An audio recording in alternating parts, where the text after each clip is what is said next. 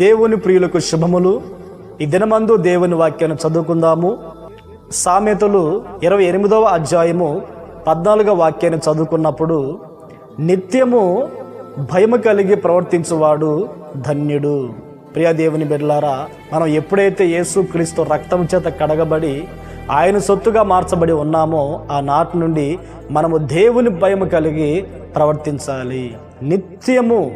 నిత్యము దేవుని భయము కలిగి మనం ప్రవర్తించాలి. అలా ప్రవర్తించినప్పుడు మనము ధన్యులము. దేవుని భయము కలిగిన వ్యక్తి పాపము చేయడు. దేవుని భయము కలిగిన వ్యక్తి పవిత్రంగా జీవిస్తాడు.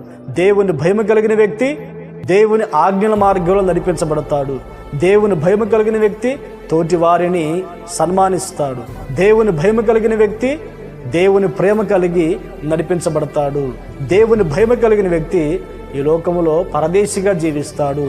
కనుక మనమందరం కూడా మన బ్రతుకు దినములన్నిట నిత్యము దేవుని భయము కలిగి మనం ప్రవర్తించుదుమగాక.